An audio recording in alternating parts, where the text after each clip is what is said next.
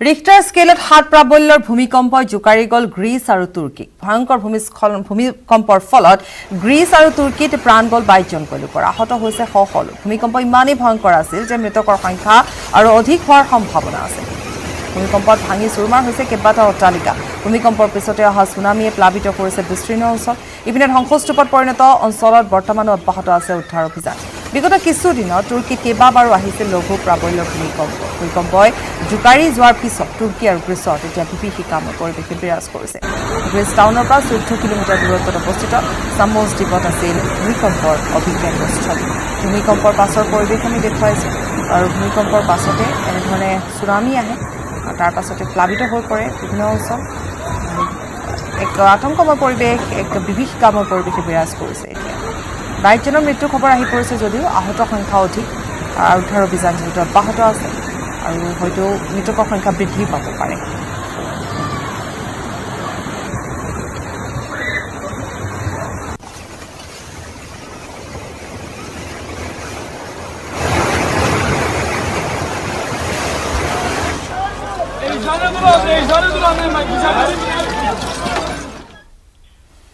আজি মুখ্য সচিবৰ দায়িত্বভাৰ ল'ব জিষ্ণু বৰুৱাই। দায়িত্বভাৰ চমজাই দিব বৰ্তমানৰ মুখ্য সচিব কুমাৰ সঞ্জয় কৃষ্ণই।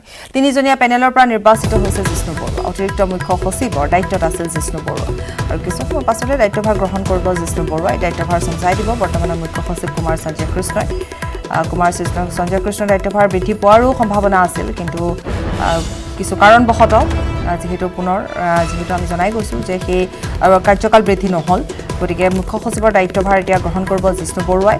আৰু ৩জনীয়া পেনেলৰ পৰা নিৰ্বাচিত হৈছে জিষ্ণু বৰুৱা। অতিৰিক্ত মুখ্য সচিবৰ দায়িত্বত আছিল জিষ্ণু বৰুৱা।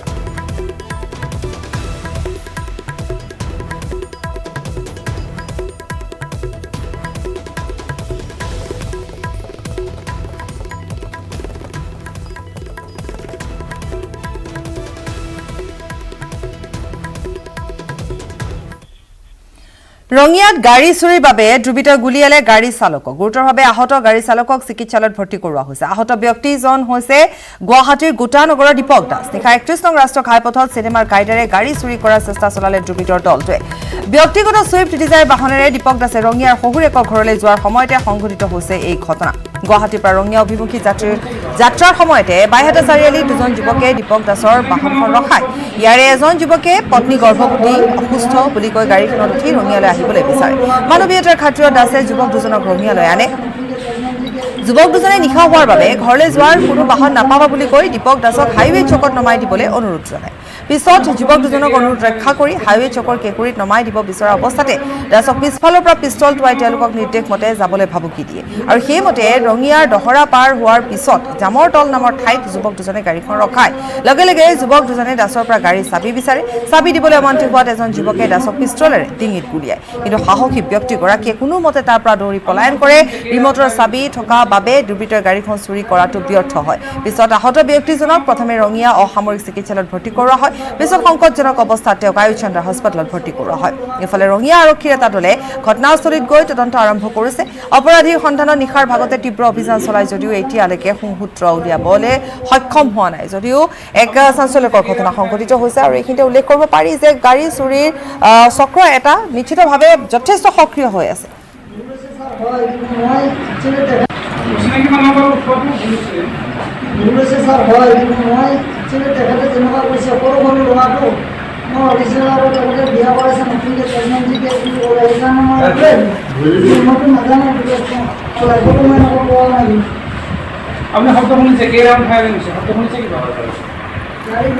আৰু ফোনযোগে আমি সংযুক্ত হৈছো ইনামুল ইছলামৰ সৈতে। ইনামুল ইছলাম, ঘটনাৰ বিৱৰী ইতিমধ্যে আমি জানিছো। গতিকে যিগৰাকী ব্যক্তিয়ে মানৱীয়তাৰ খাতিৰত সেই দুজন যুৱকক সহায় কৰিছিল, তেওঁ ইতিমধ্যে জনাইছে যে সৰু সৰু দুজন যুৱক, পত্নী অসুস্থ বুলি কৈছিল, তেওঁ সহায় মাথো আগবঢ়াইছিল, কিন্তু সেই সহায়ৰ বিনিময়ত গাড়ী চুৰি চক্ৰহে আচলতে সক্ৰিয় হৈ আছিল আৰু ইতিমধ্যে তেওঁৰ ডিঙিত যথেষ্ট আঘাত প্ৰাপ্ত হৈছে। আমি তেওঁৰ স্বাস্থ্যৰ অৱস্থাও জানিব বিচাৰিম, লগতে ঘটনাৰ আপডেটো জানিব বিচাৰিম। ইনামুল।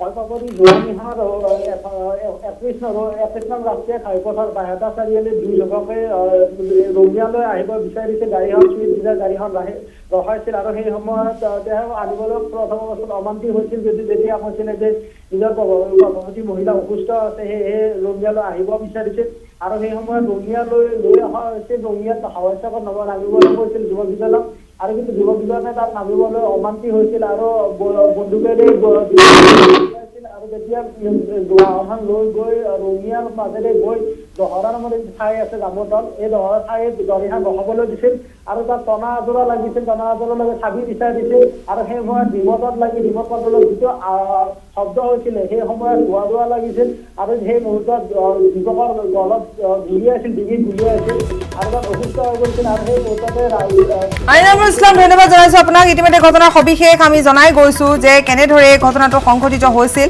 আৰু লগতে আমি জনাইছো যে এটা গাড়ী চুৰি চক্ৰ যে সক্ৰিয় হৈ আছে তাৰে এটা প্ৰমাণ কাৰণ যেহেতু এগৰাকী ব্যক্তি তেওঁ গোটানগৰৰ পৰা গৈছিল ৰঙিয়া অভিমুখে তেওঁৰ বাহনত তেওঁ যাত্ৰাৰ সময়ছোৱাত দুজন যুৱকে তেওঁৰ পৰা সহায় বিচাৰাৰ বাবে তেওঁ মানৱীয়তাৰ খাতিৰত সহায় কৰিবলৈ গৈছিল কিন্তু এয়া আছিল চিনেমা কাইদা এয়া আছিল চাঞ্চল্যকৰ এই ঘটনা কাৰণ এই ঘটনা ইতিমধ্যে আমি জনাই গৈছো যে চিনেমা কাইদাৰে গাড়ী চুৰি কৰিবৰ বাবে চেষ্টা চলোৱা হৈছিল কিন্তু সেই চেষ্টা ব্যৰ্থ হৈছিল যেহেতু এগৰাকী ব্যক্তি যথেষ্ট সাহসী ব্যক্তি ডিঙিত গুলি লগা স্বত্তেও ব্যক্তিগৰাকীয়ে দৌৰি সেই স্থান তেওঁ ত্যাগ কৰে আৰু আনহাতে যেহেতু ৰিমটৰ চাবি আছিল গতিকে বাহনখন চুৰি কৰাটো ব্যৰ্থ হৈ পৰে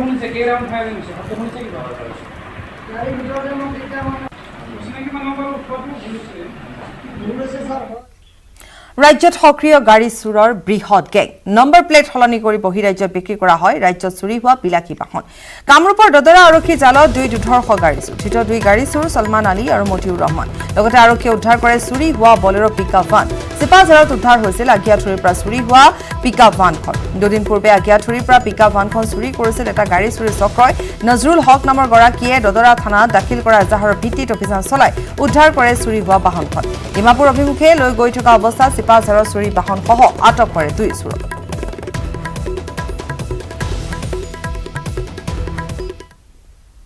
আজি ৰাতিপুৱা পুৱতি নিশা গোপনীয়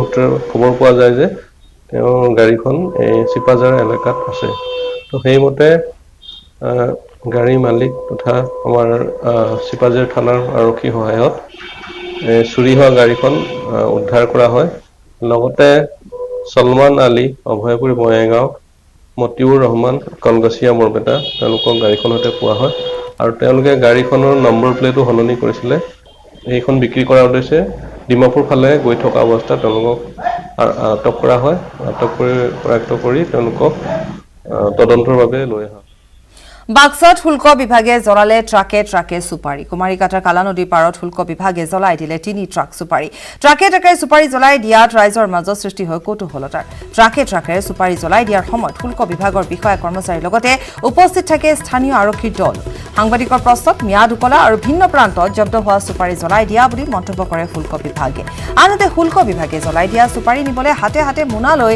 কালা নদীৰ পাৰত উপস্থিত হয় একাংশ লোক অৱশ্যে দায়িত্ব থকা আৰক্ষীয়ে খেদি পঠিয়ালে সুপাৰী নিবলৈ অহা লোকসকলক সুপাৰী নিবলৈ হাতে হাতে মোনালৈ অহা স্থানীয় ৰাইজ আৰু ইতিমধ্যে সুপাৰী যেহেতু জ্বলাই দিয়া হৈছে কিন্তু সুপাৰীখিনি জ্বলাই দিয়াৰ কাৰণ হিচাপে কোৱা হৈছে শুল্ক বিভাগৰ তৰফৰ পৰা বা আৰক্ষীৰ তৰফৰ পৰা জনোৱা হৈছে যে এয়া ম্যাদ উকলা সুপাৰী গতিকে ট্ৰাকে সুপাৰী জ্বলাই দিছে তাকে লৈ ৰাইজৰ মাজত কৌতূহলৰো সৃষ্টি হয় একাংশ ৰাইজ তাত উপস্থিত হয় আৰু ৰাইজে সুপাৰী নিবলৈ হাতে হাতে মোনালৈ অহাও দেখিবলৈ পোৱা যায় কুমাৰীকাটাত দেখুৱাইছোঁ কুমাৰীকাটাত এয়া ট্ৰাকে সুপাৰী জ্বলাই দিয়া হৈছে যিটো ম্যাদ উকলা সুপাৰী বুলি জনোৱা হৈছে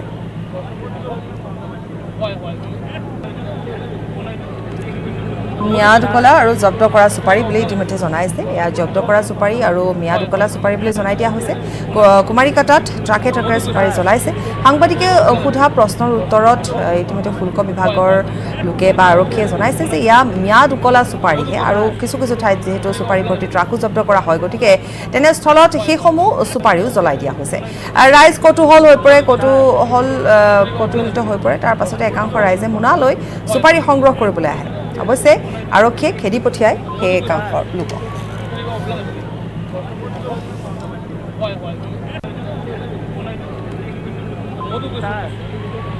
চুপাৰী জ্বলাই দিয়াৰ দৃশ্য আমি দেখুৱাই গৈছোঁ জ্বলালে ম্যাদ উকলা জব্দ কৰা চুপাৰী এয়া নিউজ 18ত এক্সক্লুচিভ ভিজুৱেল চুপাৰী নিবলৈ হাতে হাতে মোনা লৈ অহা স্থানীয় ৰাইজ আৰু ট্ৰাকে ট্ৰাকে জ্বলাই দিয়া হৈছে চুপাৰী কিন্তু জনোৱা গৈছে যে এয়া ম্যাদ উকলা চুপাৰীহে আৰু বিভিন্ন ঠাইত জব্দ কৰা চুপাৰী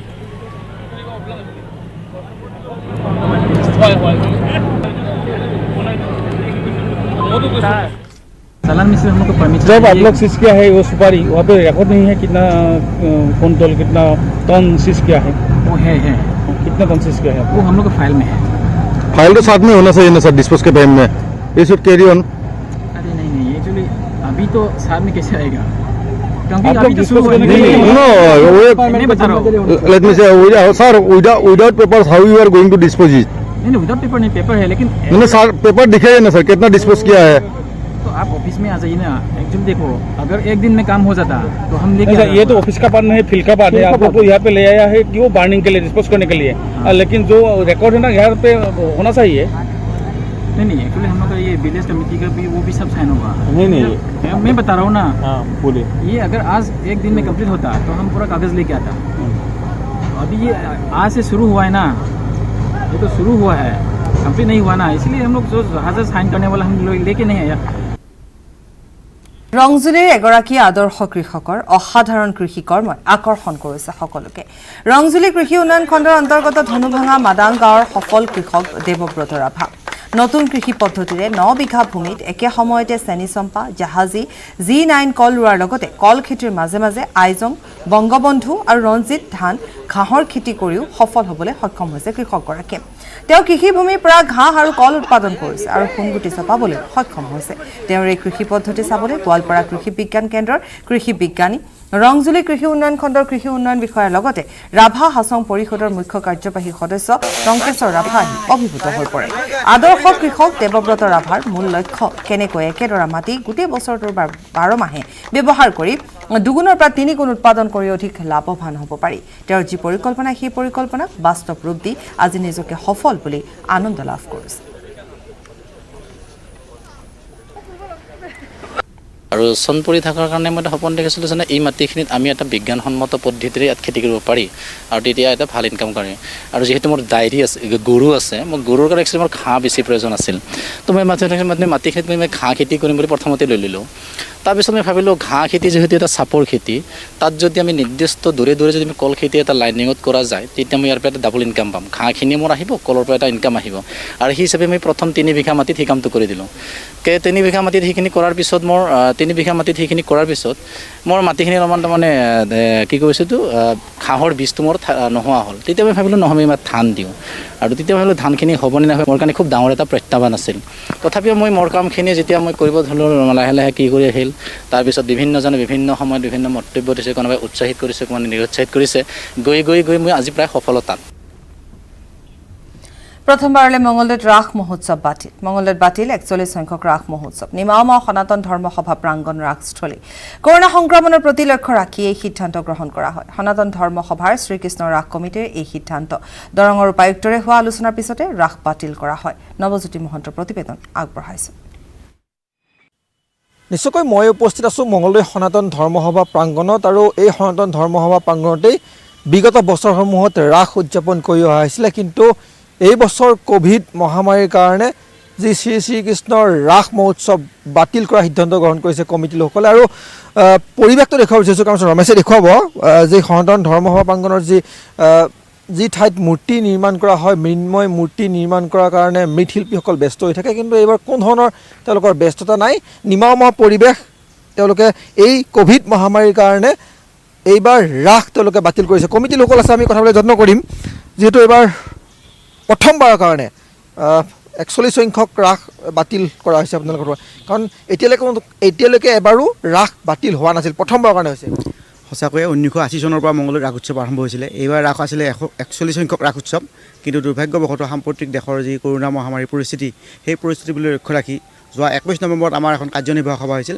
এই সভাৰ সিদ্ধান্ত অনুসৰি অহা যি 29 নৱেম্বৰৰ পৰা আমাৰ 41 সংখ্যক ৰাস হ'বলগীয়া আছিলে 11 দিনীয়াকৈ সেই ৰাস মহোৎসৱ এইবাৰ আমি সাময়িকভাৱে বন্ধ ঘোষণা কৰিছে আমাৰ কাৰ্যনিৰ্বাহক সভাই বিশেষকৈ যাতে সাম্প্ৰতিক পৰিস্থিতি যাতে কৰোনা জিলাখনত অধিক বৃদ্ধি নাপায় তাৰ প্ৰতি লক্ষ্য ৰাখি আমাৰ সভাত সিদ্ধান্ত গ্ৰহণ কৰা হৈছে যে এইবাৰ ৰাস উৎসৱ মেলামুখীয়া কৰা নহয় কেৱল এদিনীয়াকৈ ৰাস পূজা যিখিনি আমাৰ নৃতান্ত্ৰিক ধৰ্মীয় পূজা আছে সেইখিনি আমি পালন কৰিম। আৰু ইতিমধ্যে ঠিক সেই একেদৰে আমাৰ কালী পূজাৰ ক্ষেত্ৰতো একে কথা যে আগতে আমাৰ যথেষ্ট বলি বিধান আমাৰ ইয়াত ধৰ্মনাথন ধৰ্মসভাস্থলীত হৈছিলে, কিন্তু এইবাৰ আমাৰ সনাতন ধৰ্মসভা কালী মন্দিৰত বলি বিধানৰ ক্ষেত্ৰতো আমাৰ এইবাৰ সম্পূৰ্ণ বন্ধ ৰখা হৈছে। কেৱল উদযাপন সমিতিয়ে যি এটা মাত্ৰ বলি দিব, তাত বাহিৰে কোনো ধৰণৰ বলিও এইবাৰ নহ'ব। আৰু এইবাৰ 11 দিনীয়া যি ৰাস, এই ৰাস সঁচাকৈয়ে বৰ দুৰ্ভাগ্যজনকভাৱে আমি অৱশ্যে দুখেৰে জনাওঁ যে যিহেতু আমাৰ সেই 11 দিন আমাৰ মংগলৈবাসীৰ বাবে এক সম্প্ৰীতিৰ মিলনভূমিত পৰিণত হয় মংগলৈ ৰাস উৎসৱ, কিন্তু সাম্প্ৰতিক পৰিস্থিতিৰ প্ৰতি লক্ষ্য ৰাখি আমি এইবাৰ অনিচ্ছা সত্ত্বেও আমাৰ কাৰ্যনিৰ্বাহক সভাই, বিশেষকৈ সেইদিনাখন সভা হৈছিলে আমাৰ গোবিন্দ উপাধ্যায়ৰ সভাপতিত্বত আমাৰ সভা এখন অনুষ্ঠিত হৈছিলে, সেই সভা সিদ্ধান্ত অনুসৰি এক প্ৰস্তাৱ অনুসৰি যে এইবাৰ ৰাস উৎসৱ আমাৰ সাময়িকভাৱে স্থগিত কৰা হৈছে। আমি কথা পাতিম মূৰ্তি আন বছৰ প্ৰায় 300-400 মূৰ্তি আপোনালোকে বনায়, এই বছৰ মূৰ্তি বনোৱাৰ মৃৎশিল্পীসকলো নাই। এই বিষয়ে সনাতন ধৰ্মসভাৰ সম্পাদকে আপোনাক অৱগত কৰিলে, কিন্তু মই এই মূৰ্তি বিভাগৰ দায়িত্বত আছোঁ যিহেতুকে মই আমাৰ ধৰ্মসভাৰ উপদেষ্টাসকলক, ছেক্ৰেটাৰী, সম্পাদক, সভাপতি সুধিছিলোঁ। তেখেতসকলে ক'লে যে এইবাৰ ৰাসৰ মানে প্ৰস্তুতি নহ'ব, গতিকে মৃন্ময় মূৰ্তি বনাব নালাগে, বৰ্তমান থাকক। ইয়াততো নাই বোলে 350 পৰা প্ৰায় 400 মৃন্ময় মূৰ্তি হয়। আপোনাৰ ঘৰবিলাক আপুনি দেখিলেই।